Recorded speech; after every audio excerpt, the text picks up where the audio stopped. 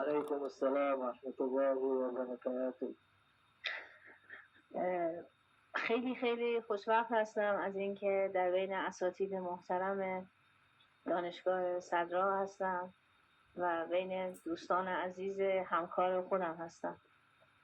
Saya sungguh berbahagia sekali malam ini berada di tengah para dosen, para pemikir dan para cendekiawan serta teman sejawat saya direktur.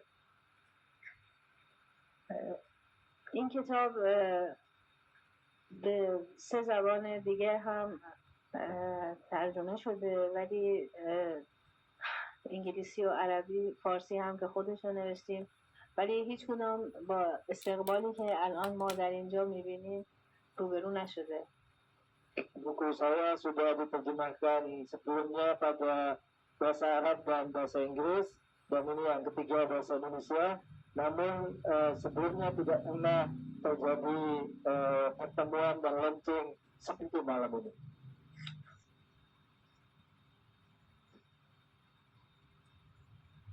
من علتش رو در تیزبینی برادر محترم جناب آقای متقی میبینم.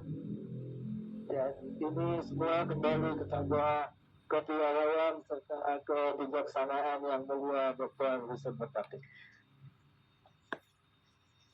همچنین هوشیاری اساتید محترمی که ترجمه این کار رو به عهده گرفتن و سرکار خانم که امشب توضیحی درباره کتاب دادن.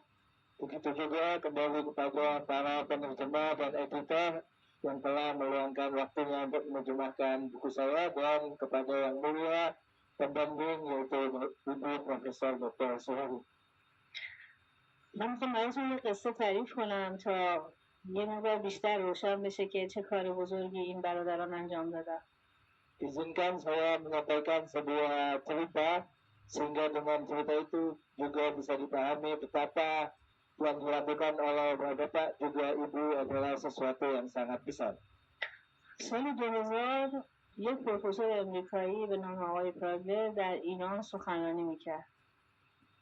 Pada tahun 2000, seorang Profesor Gardner di Republik Islam Iran menyampaikan sebuah ceramahnya. منم یک دانشجویی بودم که هم یک کتاب درباره سکولاریسم تربیتی نوشته بودم و هم یک پایان‌نامه ارشدم رو، تحقیقم رو درباره تطبیق یاسپرس و مولانا کار کرده بودم. Saya saat itu adalah seorang mahasiswa yang sudah menulis tentang sekularisme pendidikan dan komparasi antara Maulana dan یاسپرس. Jaspers, فیلسوف اگزیستانسیالیست، seorang filosof dari eksistensialisme Prancis. از آقای پراگلر پرسیدم که میخوام درباره سوبژکتیویسم و دوالیسم تحقیق بکنم. شما فیلسوفی رو میشناسی که به من معرفی کنی؟ Saya menyampaikan kepada beliau bahwa saya sedang menulis dan meneliti tentang positivisme. Apakah Anda berkenan untuk menyampaikan kepada saya beberapa profesor dan filosof yang direkomendasikan? سوبژکتیویسم و دوالیسم دو عنصر اصلی فلسفه غرب هستند. Dualisme dan positivisme adalah bagian daripada filsafat atau filsafat barat. فکر میکنی جواب سوالش رو چی داد؟ Kira-kira apa jawaban beliau? گفت صفحه 48 اربعین امام خمینی. Beliau mengatakan adalah Anda baca halaman 48 buku yang sudah ditulis oleh Imam Khomeini. من که خودم از طرفداران و هواداران امام خمینی بودم، تا اون موقع فکر نکرده بودم که همه رفتارهای امام یک فلسفه‌ای داره. Saya yang sangat mencintai Imam Khomeini tapi tidak pernah berpikir bahwa Imam punya tindakan dan tulisan yang semuanya adalah filosofis. این فیلسوف آمریکایی به من درس بزرگی داد. Filosof dari Amerika itu betul-betul memberi pelajaran dan inspirasi yang sangat besar bagi saya. از اون رفتم دنبال دیدگاه‌های امام. Saat itu saya kemudian berusaha untuk mencari berbagai pandangan dan tulisan Imam Khomeini. بعد از اون یک کتابی درباره دیدگاه‌های تربیتی امام نوشتم. Dan hasil saya menulis sebuah buku tentang pendidikan dalam perspektif Imam Khomeini. در ادامه یک مقاله درباره احیاء نظریه اسلام نوشتم.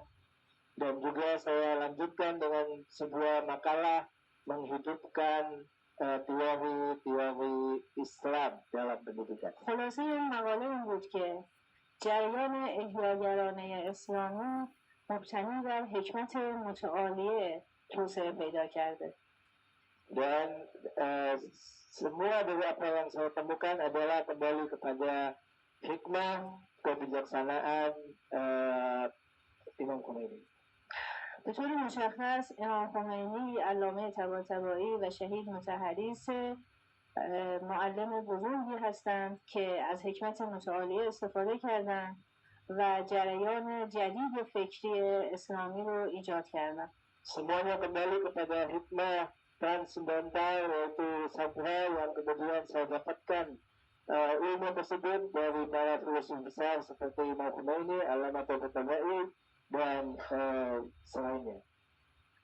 از اون روز تا الان بیش از 22 سال میگذره. Sejak kejadian itu hingga saat ini adalah sudah berlalu 22 tahun. امروز بیشتر از همیشه مطمئن هستم که برای نجات مردم جهان باید بر عقلانیت اسلامی تاکید کرد.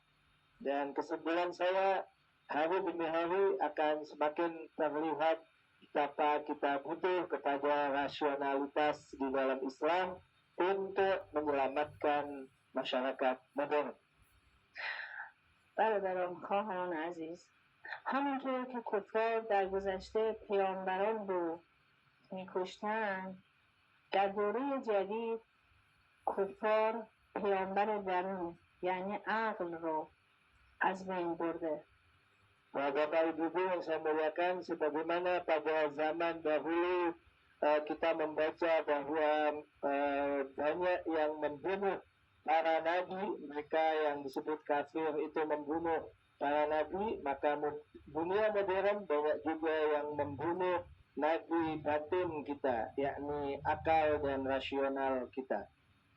حتما متوجه هستید که اشاره من به حدیث نبوی است که عقل پیامبر درون هست و پیامبر برون پیامبران خدا هستند. Sebagaimana disebutkan dalam sebuah hadis bahwa Allah memiliki dua jenis nabi, nabi lahir dan juga nabi batin, yaitu akal kita. خواهران و برادران عزیز، کشورهای اروپایی، کشور امریکا و کشورهای غربی و غرب زده همه خودشون رو از عقلانیت اسلامی محروم کردن. Bapak Ibu yang saya muliakan, kenapa Amerika Serikat dan semua Barat itu adalah tidak mendapatkan karunia hikmah, karunia filsafat Islam? تکبر اونها باعث شده که خودشون رو تحریم کردن. Dan itu semua adalah akibat kesombongan mereka sendiri. اونها به فلسفه اسلامی بی‌توجهی کردن. Mereka tidak memperhatikan dan bahkan mengabaikan filsafat Islam. حتی از ابو علی سینا کتاب پزشکیش رو خوندن و کتاب فلسفهش رو کمتر مورد توجه قرار دادن. Mereka mengagungkan Ibnu Sina dari sisi buku dan kitab yang beliau tulis di bidang kedokteran, tetapi mereka mengabaikan dan tidak pernah punya perhatian pada buku-buku filsafat yang ditulis oleh Ibnu Sina. برخی فکر میکنن فیلسوفان مسلمان فلسفه رو از یونان گرفتن. Dan mereka semua menyangka bahwa filsafat Islam tidak lain adalah filsafat Yunani. ولی اگر کسی کتاب‌های فیلسوفان اسلامی رو خونده باشه تفاوت بزرگ اون رو با فیلسوفان یونان متوجه میشه. Namun kalau mereka mau membaca berbagai tulisan para filosof Muslim, maka mereka akan tahu betapa bedanya dan betapa jauh antara filsafat Yunani dengan filsafat Islam yang ditulis oleh para filosof kontemporer khususnya. فیلسوفان مسلمان عالمانی هستند که بیش از همه با قرآن آشنا هستند. Para filosof Muslim adalah mereka yang mendalami Al-Quran. اونها تونستن در پرتو نور قرآن بیشتر آنچه که از یونان و بقیه کشورها مثل هندوستان، ایران و بقیه کشورها گرفتن همه رو تقویت کنن، غنی کنن و تبدیل بکنن به یک عقلانیت کاملتر. Mereka dengan mengambil inspirasi dan berbagai nilai-nilai dan ajaran yang ada di dalam Al-Quran mampu untuk kemudian menyempurnakan apa yang mereka dapati dari berbagai filsafat Yunani, India dan Iran. اونها مثل زنبوری که گلها رو چشیده باشن و اون رو به نور قرآن آمیخته باشن و عسل مصفایی رو ایجاد کرده باشن در خدمت آموزه های دین عقلانیت رو تقویت کردن. Para filosof Muslim itu adalah laksana tawon yang mereka mengambil intisari berbagai bunga untuk kemudian menghasilkan madu. Berbagai nilai ajaran Islam mereka dalam dan mereka pelajari juga berbagai filsafat itu sehingga agama yang ada disempurnakan dengan rasionalitas di dalam Islam. فیلسوفان مذهب به دلیل آلودگی به الحاد نتونستن عقلانیت رو به اندازه کافی تقویت بکنن. Para filosof ateis karena ateisme mereka tidak mampu untuk kemudian menguatkan agama dengan rasionalitas yang mereka miliki. اونها خدمات بزرگی انجام دادن ولی شبیه مگس که گاهی بر گلها میشینه و گاهی بر چیزهای فاسد و آخر هیچ اثری تولید نمیکنه بلکه اون چی که تولید میکنه آلوده به الحاده. اونها هم عقلانیتی رو توسعه دادن که در او الحاد افزایش پیدا میکنه. Para filosof ateis itu laksana lalat-lalat yang hinggap di berbagai tempat yang kadang-kadang tidak meninggalkan madu tetapi meninggalkan mikroba ataupun yang berbahaya. Para filosof ateis itu adalah melakukan berbagai sumbangsi terhadap ilmu, terhadap pengetahuan, tapi tidak sempurna sehingga kemudian justru menjauhkan dari agama. این آلودگی های الحادی همه علوم از جمله علم تعلیم و تربیت رو هم تأثیر گذاشته.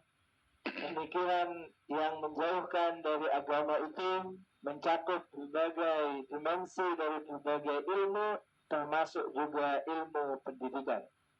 امروزه علم سه راه رو بیشتر در پیش روی ما نمیگذاره. Ilmu saat ini adalah tidak keluar daripada beberapa poin saja. یا علم ناظر به مهارت و پرکتیس هستش. Yang dimaksud ilmu oleh dunia modern saat ini adalah boleh jadi hanya berbagai skill praktis. یا علم ناظر به منطق هست. Atau hanya logika saja. و یا اینکه تحت تأثیر روانشناسی و جامعه شناسی فضای انسانگرایی رو دنبال میکنه. Atau ilmu yang dipengaruhi oleh pemikiran psikologi dan antropologi yang kemudian hanya kembali kepada atau menguatkan pemikiran humanisme semata.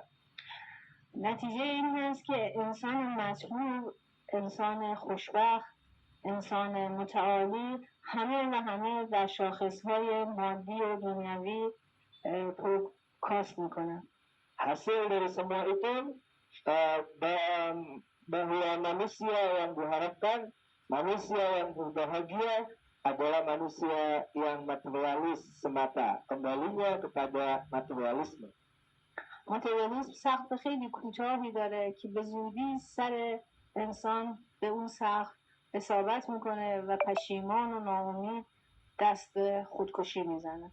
Padahal manusia materialis karena sempitnya materialisme itu plafonnya adalah sangat rendah sehingga dia tidak bisa untuk berdiri tegak dan cepat kemudian terbentur kepalanya dan mengakhirkan hidupnya dengan bunuh diri. افت انگیزه، بی‌هویتی، بی‌معنایی در زندگی، بی‌هدفی، بی‌فضیلتی، بی‌اخلاقی، بداخلاقی حاصل همین کوتاهی سقف هومانیسم و ماتریالیسم است. Karena dunianya adalah sempit, maka dia adalah menghasilkan manusia tanpa etika, manusia tanpa tujuan hidup, manusia tanpa visi yang jauh ke depan, dan bahkan menghasilkan manusia-manusia yang beretika atau berakhlak buruk. در نتیجه فارغ التحصیلان دانشگاهی با مردم عادی تفاوتی ندارند. Dan akhirnya mereka yang disebut dengan alumni dari sebuah perguruan tinggi tidak ada bedanya dengan masyarakat awal. آرزوهای اونها کودکانه است. Apa yang mereka harapkan, visi mereka, keinginan mereka adalah sangat pendek. معنایی برای زندگی بیشتر از بقیه نمیدونن. Mereka tidak bisa memaknai kehidupan lebih atau beda dengan masyarakat awam. اهداف بلندتر هم ندارن. Mereka tidak punya tujuan hidup yang lebih panjang ke depan. بنابراین برمیگردن به سوی ادیان و معنویت‌های دیگر. Karena itulah kemudian mereka putus asa dan kemudian kembali menjulurkan tangannya kepada agama ataupun kepada nilai-nilai lain selain Islam. حالا نوبت ماست. Dan saat ini adalah giliran kita, یک معنویت عقلانی، yaitu sebuah spiritualitas yang rasional, معنویت غیر احساسی، spiritualitas yang bukan emosi, kembali kepada sekedar perasaan semata. اینجا درست نقطه‌ای است که در اینجا اندونزی میخواد حرکت بلند خودش رو انجام بده. Dan disinilah Indonesia punya potensi untuk kemudian mampu mengembangkan potensi yang ada di masyarakat Indonesia ini. همونطور که خواهرم گفتن اینجاست که رشته‌های تعلیم و تربیت بیش از بقیه احتیاج دارن که به فیلسوفان گذشته، اندیشمندان گذشته مراجعه بکنن. Di Indonesia inilah banyak para pakar pendidikan harusnya mengembangkan berbagai potensi yang ada. امتیاز ویژه ملا صدرا و شاگردان او در استفاده زیاد از آیات قرآن و احادیث هست. Salah satu daripada yang kita dapatkan dalam filsafat Mula Sadra adalah ketika beliau kembali dan memperkuat pandangannya dengan naskah ataupun ayat dan riwayat.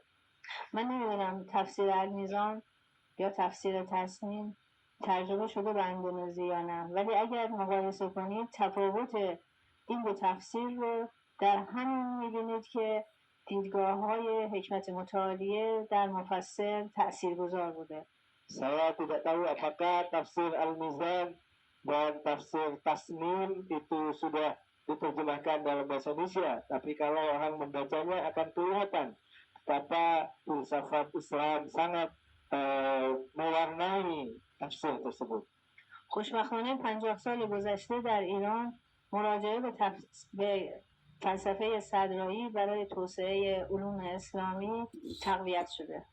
Alhamdulillah di negeri kami Republik Islam Iran sejak 50 tahun yang lalu gerakan mengenal tafsir, mengenal filsafat Islam dan juga mempengaruhi filsafat Islam dalam berbagai bidang khususnya dalam tafsir. که این کتاب هم یک نمونه از همون کار بود. Dan salah satu hasilnya adalah buku yang saya tulis. البته این کتاب در کتاب‌های بعدی، 2 کتاب بعدی ادامه پیدا کرد و بحث اون در رشد انسان ادامه پیدا کرد. Walaupun buku yang saya tulis ini belum final, masih ada 2 lagi buku jilid kedua dan ketiga yang akan menjelaskan tentang bagaimana perkembangan manusia.